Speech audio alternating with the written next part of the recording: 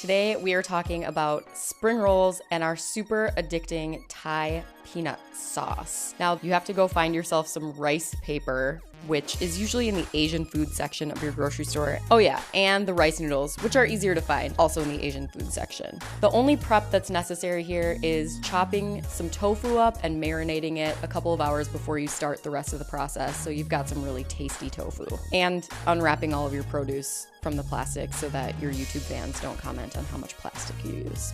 All right, here comes the hard but kind of fun part, is all of the chopping. We like to do this together as kind of an activity, gets it done faster, have someone to talk to. Most everything here, you're looking to chop things so that they're the size of your spring roll. So with the cucumber, I'm gonna cut it into 3s and then 3s or 4s again. I want cucumber sticks. With carrots, we've tried the shredded carrots before and they poke through the rice paper. So your best bet is actually to use a peeler and just make some long peels of carrot. Those stay in there really well. Green onions, those are already in the shape you need, just cut the icky ends off. The red pepper takes a little bit of finesse. You need to cut the bulbous ends off both sides so that you have kind of a straighter stick so that it doesn't poke through also. So as I'm chopping, I am considering the color wheel here. There's quite a few things on my final plate that are going to be green.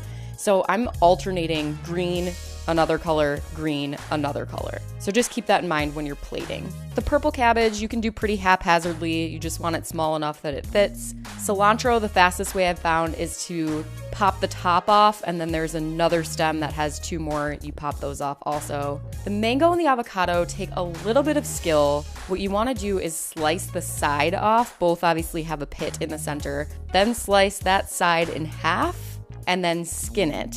Then you're gonna do as thin of slices as you can with it flat on your cutting board. So with the mango, I'm gonna peel the skin off as best I can. It usually takes a little bit of paring with a knife, and then get the skinniest slices that I can. And with the avocado, the skin should come off in one swoop for you. You want these as thin as you can because they're actually the prettiest thing in your spring roll, and we're gonna put them at the bottom so that you can see. Oh, we didn't do the tofu. We didn't say put the tofu in the oven. Can I say that now? Spring rolls are a little bit of a multitasking thing, so you're gonna wanna put your tofu in to bake while you start chopping your ingredients so that you're timing everything correctly. So tofu in, then start chopping, because later we're gonna flip the tofu and we wanna make sure that it's cooled a little bit before we try to start making our spring rolls. We bake our tofu at 350 on either parchment paper or a silpat mat for about 10 to 15 minutes on each side.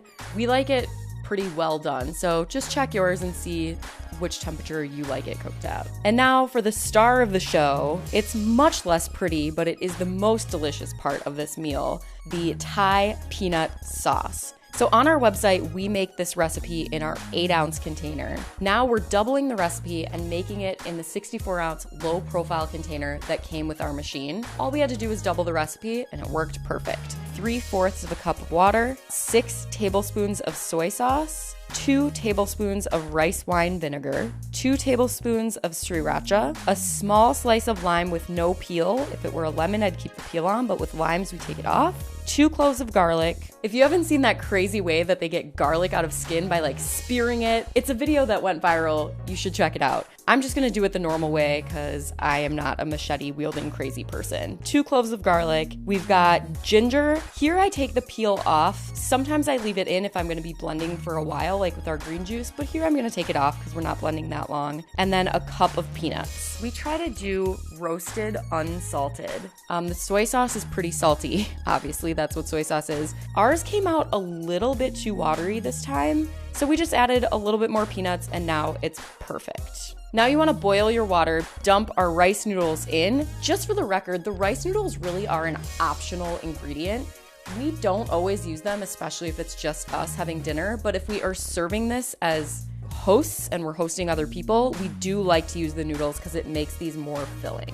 Next up is cooling your noodles and your tofu a little bit. You just don't want them to be piping hot because it doesn't mix well with the cold vegetables. Okay, That was a lot of prep work, but now we get to do the fun part, which is actually rolling our spring rolls. So the trick that I've learned is that you have to get your rice paper wet on all sides, and so you have a plate of water out. Now, if you're serving this to people who have never done spring rolls before, they're gonna pick the plate up and spill water everywhere. So I put a little piece of cilantro in the middle so that it's pretty clear that there's water floating and not to pick it up. So you want to get your workstations all set up, a plate of water, all of the ingredients, and then you want to make sure that people have space to do this. The tricks that I use are making sure that the edges of the rice paper are really wet, otherwise you're gonna have crunchy, icky bites, and also doing a side-to-side building as opposed to an end-to-end building. So I kind of stack everything in the middle and make sure that the width of my spring roll ingredients is the width of the total that I actually want the spring roll to be.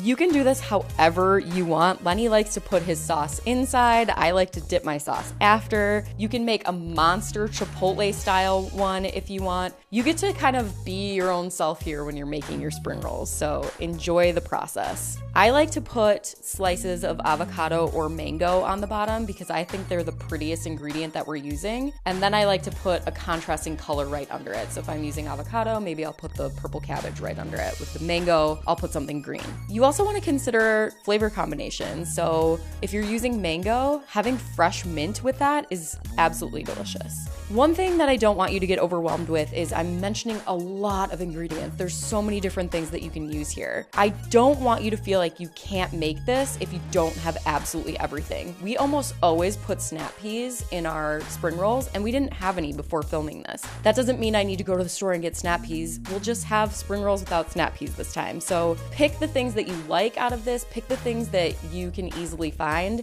and make them even if you can't find all the ingredients. These actually last in your fridge for a couple of days. The only thing that you have to make sure to do is to separate the wrappers because they will stick to each other. So whether that's plastic wrap or a little piece of parchment paper in between each, that'll really help keep them for a few days. And like we said, the sauce is absolutely delicious on a lot of different things. So you can keep that in your refrigerator for up to a week, I would say, and eat it on everything. I know that was a lot of prep work, but it's a really fun process. I hope that you enjoyed this video about making spring rolls and our Thai peanut sauce in the Vitamix. If you like this video, hit that thumbs up, subscribe to our channel if you haven't already, and thank you so much for watching. We will see you in the next one.